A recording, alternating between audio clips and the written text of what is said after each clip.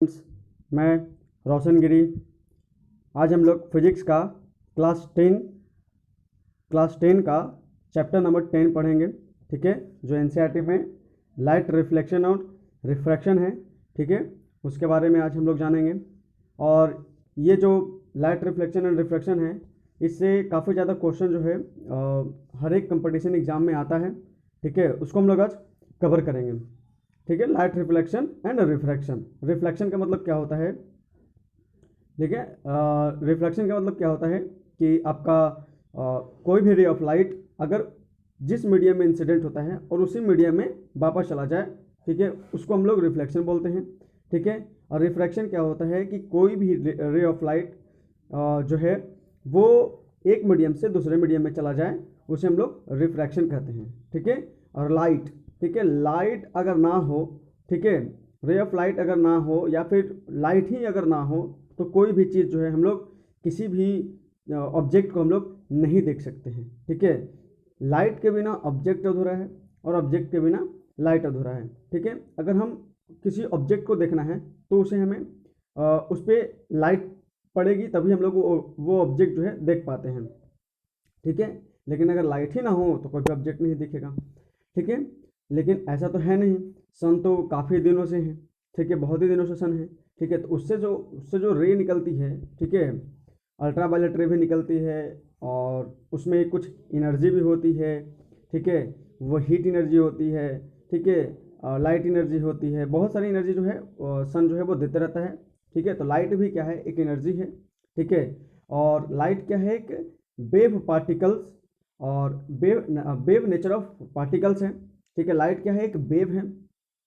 ठीक है, जो एक फोटोन एनर्जी जो है के फॉर्म में हमें वो मिलती है। ठीक है, ये हो गया लाइट। और लाइट जो है किसी भी ऑब्जेक्ट पर पड़ती है तो उससे क्या होता है कि उस ऑब्जेक्ट से रे ऑफ लाइट रिफ्लेक्ट होने के बाद हमारे कॉर्निया के अंदर जाता है। ठीक है, और कॉर्निया में आपका आइरिस होता है। आइरिस के अकॉर्डिंग जो है वो प्यूपिल के अंदर, और प्यूपिल क्या है, कॉन्केव कॉन्वेक्स लेंस है। ठीक है, कॉन्वेक्स लेंस के अंदर आपका क्या है, विट्रस ह्यूमर है। ठीक है, उसके बाद एक्वस ह्यूमर है। एक्वस ह्यूमर के जो है लास्ट में आपका मिलता है ब्लाइंड स्पॉट। ठीक है, ब्लाइंड स्पॉट, और उस ब्लाइंड स्पॉट में आपका ऑप्टिक नर्व है, बहुत सारे रोड सेल रहते हैं, बहुत सारे कोन सेल रहते हैं। ठीक है, तो क्या होती है कि वो रे ऑफ लाइट जब ऑप्टिक नर्व के पास ब्लाइंड स्पॉट पे पड़ती है, ठीक है, तो वहाँ क्या होता है कि रेटिना मौजूद होता है। ठीक है, उस रेटिना पे पड़ती है। ठीक है, तो क्या होता है कि इमेज जो है, कोई भी ऑब्जेक्ट का इमेज जो है हमारे रेटिना पे उल्टा बनता है। ठीक है, लेकिन हमारे जो बॉडी है उसमें काफ़ी ज़्यादा नेफ्रॉन्स हैं और नेफ्रॉन्स के पास न्यूरॉन्स होते हैं। ठीक है, और नेफ्रॉन्स में साइटोन होते हैं। साइटोन के बाद उसमें आपका साइटोन के पास ग्रे मटेरियल होता है, और उस ग्रे मटेरियल के से क्या ग्रे मटेरियल होता है, वाइट मटेरियल होता है।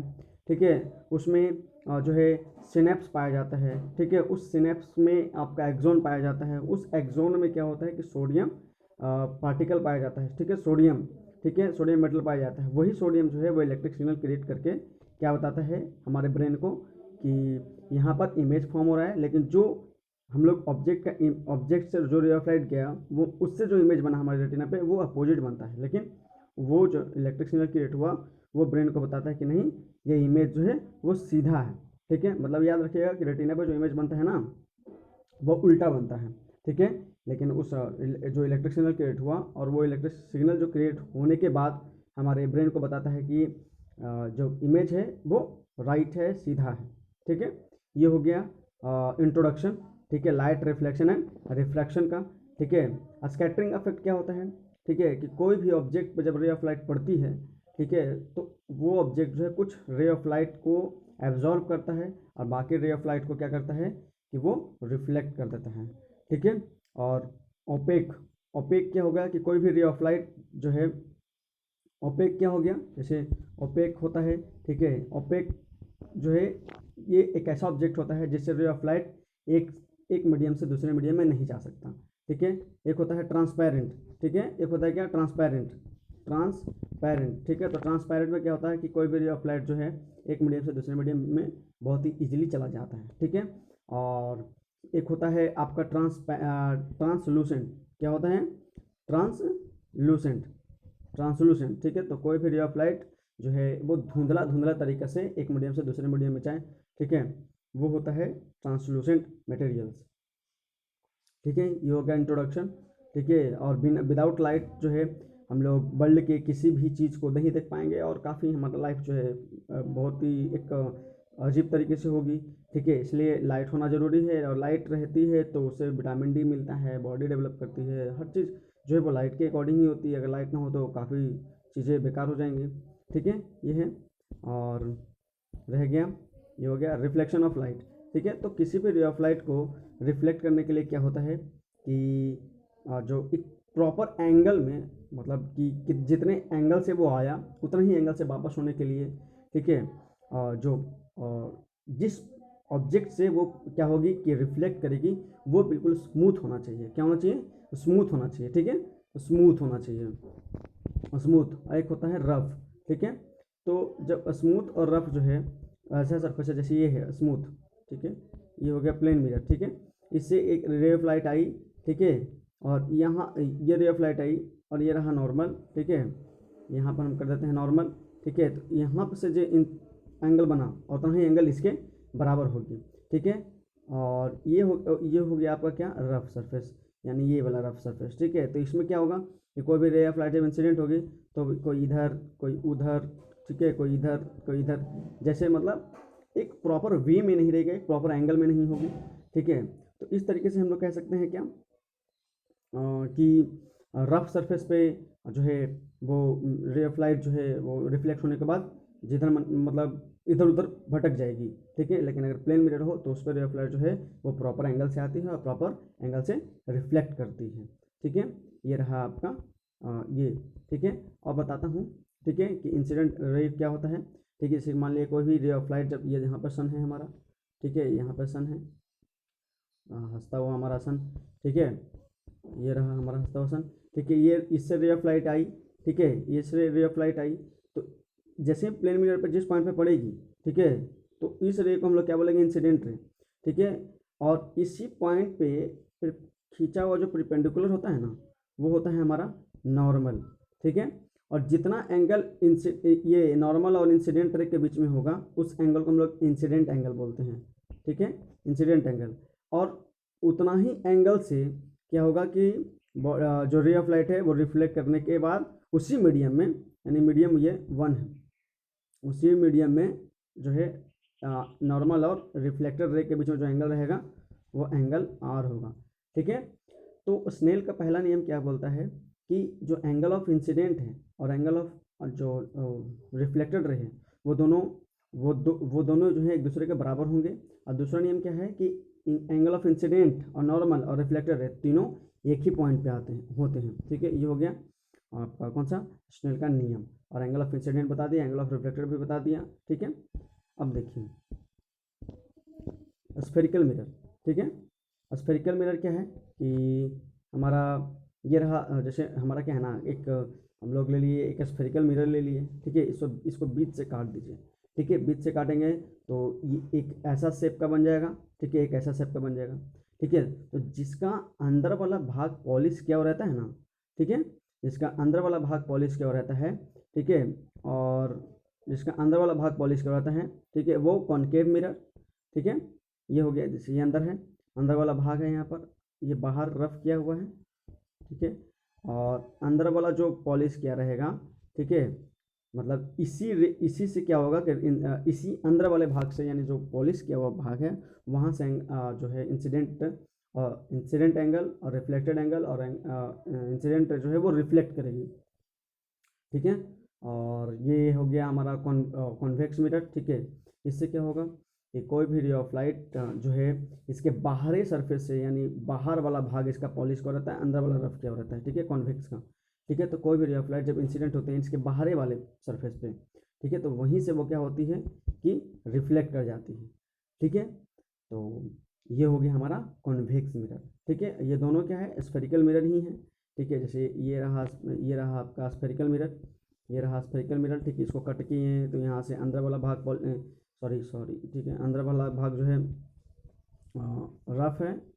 ठीक है, अंदर वाला भाग ये रहा आपका पॉलिश किया हुआ, ये इधर रहा अंदर वाला भाग पॉलिश किया हुआ, तो बाहर वाला भाग रफ किया हुआ, और ये रहा इसका बाहर वाला भाग पॉलिश किया हुआ और अंदर वाला रफ। तो ये हो गया कॉनकेव मिरर और ये हो गया कॉन्वेक्स मिरर।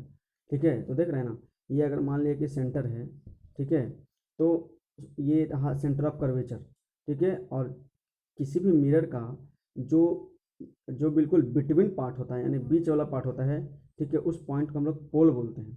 ठीक है, तो इस पोल से हम इस पोल के इधर, इस पोल का जो लेफ्ट साइड है, ठीक है, ये होगा, और इस रिफ्लेक्शन मिरर का ये वाला पोल होगा। तो इसके लेफ्ट साइड जो है, इसका लेफ्ट साइड इधर है और राइट साइड इधर है।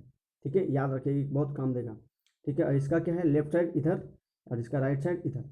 ठीक है, तो इसका मतलब ये है कि मतलब हम आगे बताते हैं। ठीक है, और ये पोल और सेंटर ऑफ कर्वेचर से जो लाइन पास होती है, ठीक है, उसको प्रिंसिपल एक्सिस के नाम से जाना जाता है।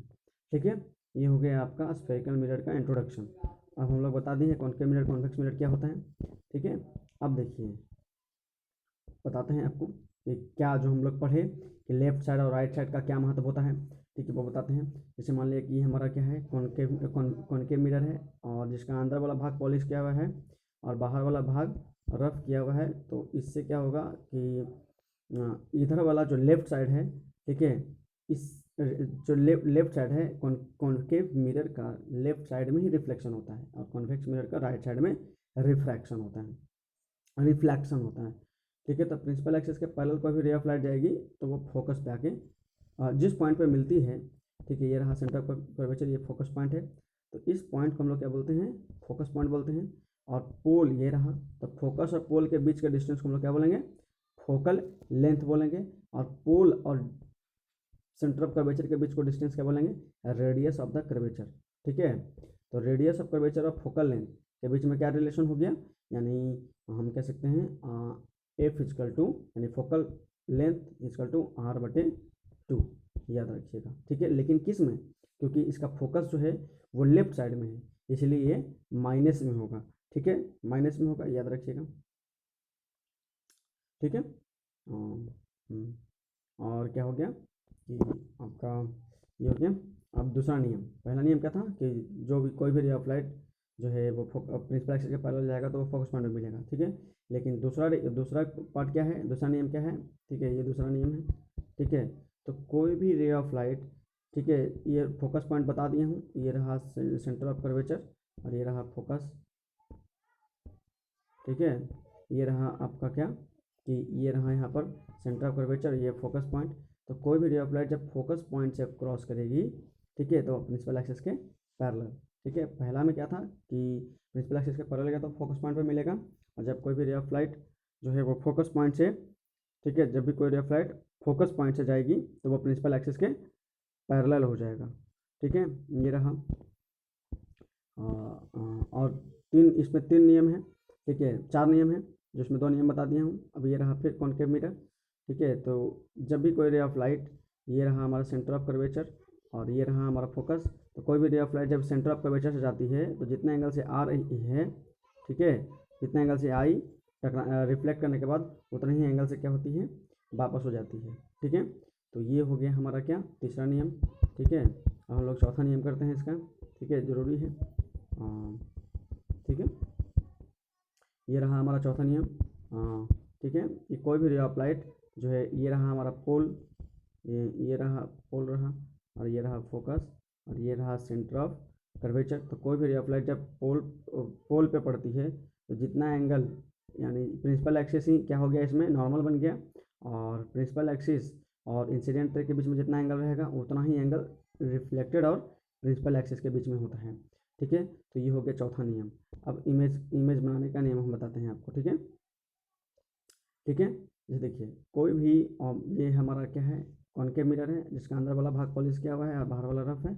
ठीक है, तो कोई भी अगर इन्फिनिटी से रे ऑफ लाइट, ठीक है, जब पड़ती है, ये रहा पोल, ठीक है, ये रहा फोकस और ये रहा सेंटर कर्वेचर। तो दो रे ऑफ लाइट पास हो, दो रे ऑफ लाइट जो है किसी भी ऑब्जेक्ट का इमेज बनाने के लिए हमें दो रे ऑफ लाइट की ज़रूरत पड़ती है।